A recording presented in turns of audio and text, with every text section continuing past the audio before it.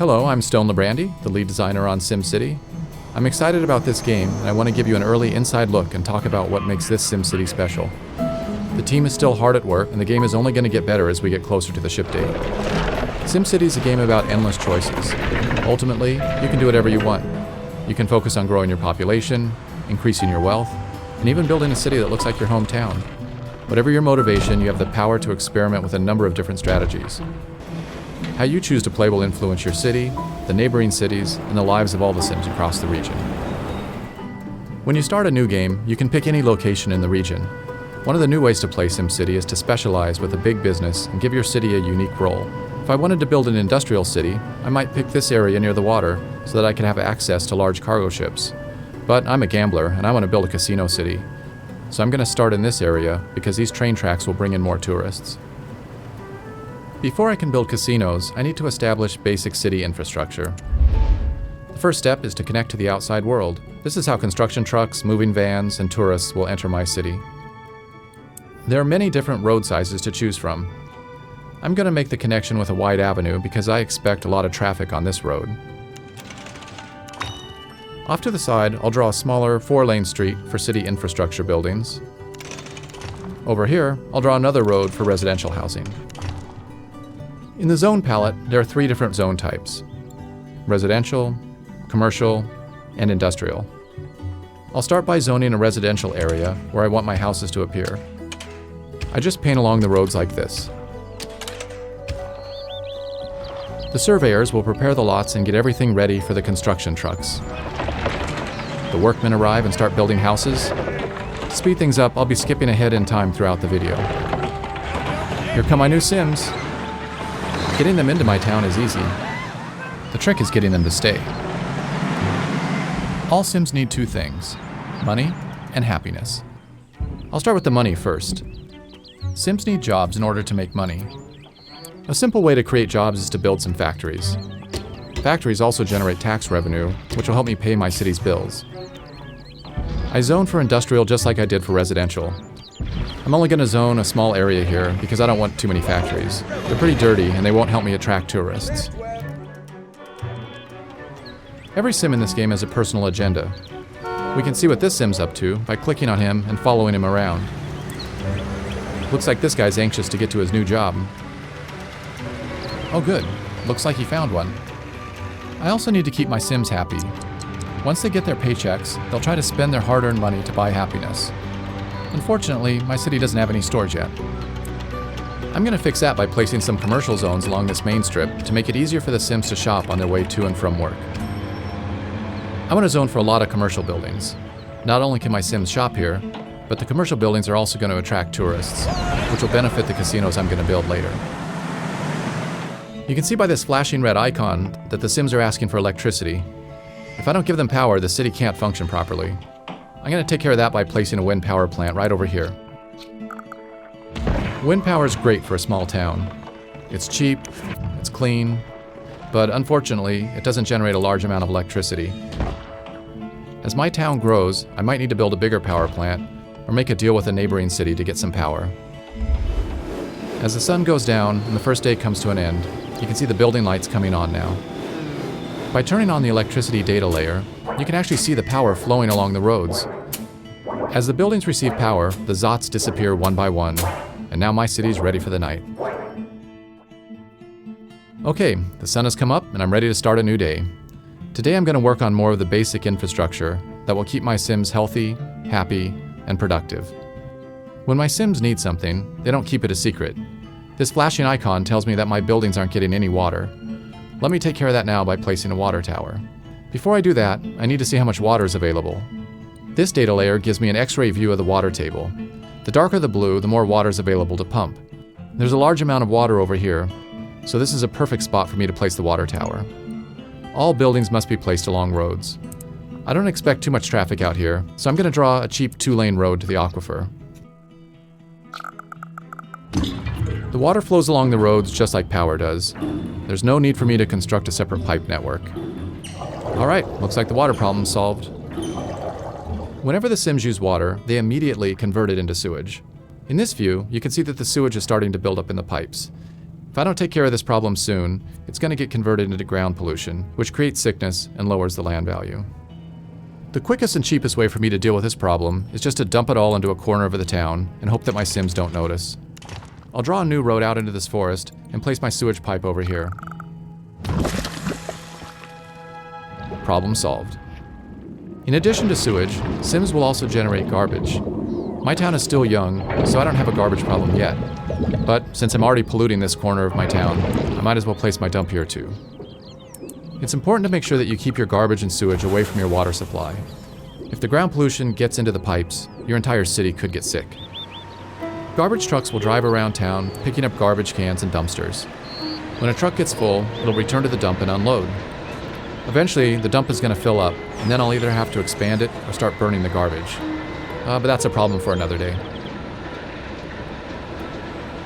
I also need to keep my city safe, and my casinos are going to attract a lot of criminals. I could wait until the crime becomes a problem, but it's usually smarter to be prepared ahead of time. Notice that the data layer is showing a green overlay on the streets that are more likely to be patrolled. Crime problems tend to occur in commercial areas, so I'll put my police station over here. There, I have all my basic services in place, and I'm generating a fair amount of money in taxes too. That was a productive day. Now that I have a solid foundation, it's time for me to start specializing in gambling. To save some time, I've jumped forward a few days. My city's a little bigger, and my population has grown. As I mentioned earlier, one of the new things you can do in SimCity is to create a big business. I'm ready to start building up my casino empire now. Casinos can generate large profits, but only if you can get enough tourists through the door. I can't immediately start building a fancy Las Vegas strip. Like everything else in SimCity, I'm gonna have to earn it by starting small and then working my way up to greatness. Each casino caters to a different wealth class of tourist. These casinos cater to lower class, these to middle class, and these to upper class. I only have enough money to place this small gambling hall, but if I can make it profitable, then I'll be able to unlock bigger and more expensive casinos and attract wealthier tourists. Right now, I just need to focus on getting as many tourists into this casino as possible. The regional road will bring in some tourists, but not enough for me to guarantee a big profit. To increase the flow of tourists, I need to provide an alternative mode of transportation into this city. There's several options available to me. Since we already have rail running through the city, this is an easy decision for me to make.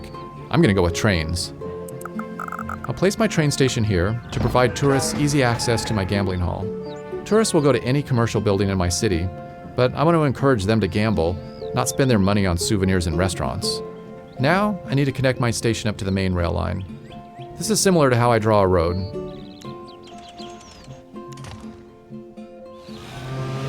And here comes my first trainload of tourists now. Looks like my little gambling hall is a hit. I'm already making a profit, and things are looking good. My casino city is off to a good start, but I still have a long way to go. That's one of the great things about SimCity. No matter how much you do, there's always new things to try. Thanks for watching. See you next time, and we'll take a closer look at multi-city play in the region. Hello, I'm Stone Labrandy, lead designer of the new SimCity, and I want to give you another peek at what we've been up to here at the studio. When we last left off, I showed you the basic steps of building a new city. Since then, the team has been hard at work on the game, and I've created a new casino city so that I can show you some of the advanced strategies of multi-city play. My city's doing great. I have several casinos, and they're all filled with tourists. You can see them walking up and down the streets, looking for places to gamble. I can see how I'm doing financially by checking out my profit and loss at my casino headquarters. You can easily see that I'm making lots of money. This is also where I can check out how my casino empire is doing compared to every other player. Looks like I'm not doing as good as I thought. It's time to upgrade my casinos. Like most of the buildings in SimCity, I can click the edit button to see the different upgrade options. I have several choices, and each one provides me with a different benefit. This celebrity stage will lure more Sims through the door. Adding more gaming rooms, like this poker parlor, will increase my take from each gambler. Those are both good options, but I'm going to go with a hotel. If I want to get to the top of the casino leaderboard, I want the Sims spending their money at my casino instead of other places in the city. And as long as the beds are here, they won't have any reason to leave. Uh-oh, it looks like my city just blew a fuse. I've been relying on my wind farm to power all of these buildings, and now the system is completely overloaded. Wind power is clean and cheap, and I could expand it, but I'd rather use that space to build more casinos later on. I could also bulldoze it and replace it with a coal power plant, but I don't really want all that air pollution in my city. Fortunately, there is another option.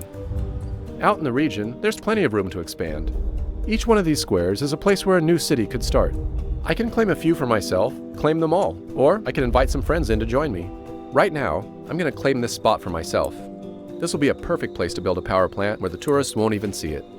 The first thing I have to do is to create a road in my new city that connects to the region highway. There are several different power options to choose from. This nuclear power plant is attractive, but it costs way too much. I could transfer money from my other city over to this one, but I'd rather spend that money to grow my casino empire. So a new coal power plant is a better option for me, since it's a lot cheaper. Although it's dirty, it'll take a long time for any pollution to drift over into my casino city. One of the cool things about multi-city play is that the Sims are going to drive back and forth between the cities. You can already see some commuters from my casino city making their way over here to work in my coal plant. I'm going to turn on the power data layer. Okay, the power's on and flowing nicely. If I go back up to region view, I can turn on the data layer here and see which resources are being shared between the cities. Yep, power is being sent from my coal power plant over to my casino city. Nice, Dan is online and he wants to join in. If I invite him into my region, then he can play in any unclaimed city that he wants.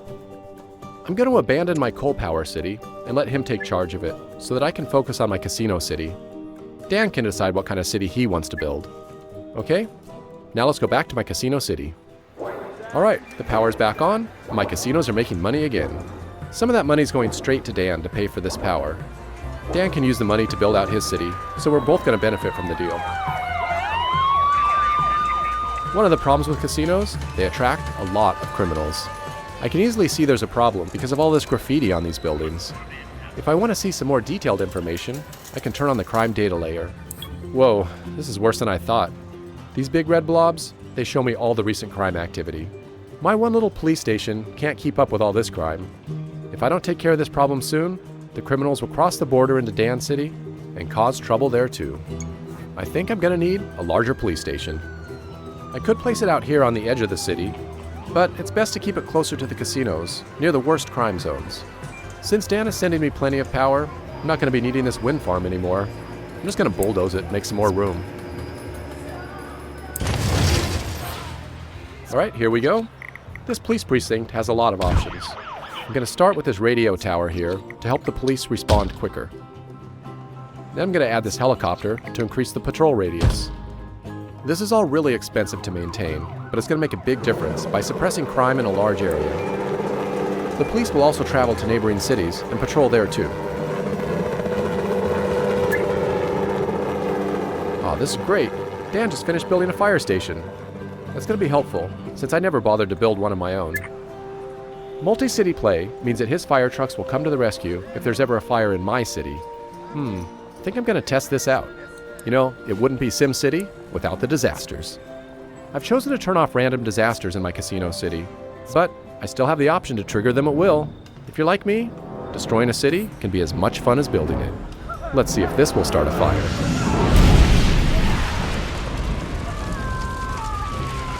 Alright, here they come now. Looks like Dan's fire trucks are going to have a lot of work to do. Multi-city play makes playing SimCity more fun and strategic than ever before, as cities in a region get to work together and solve each other's problems. And taking it a step further, you can even work outside of the cities and cooperate to build great works out in the region. I'm going to ask Dan to help me build a space launch center over here, but we'll do that in the next video. Thanks for watching.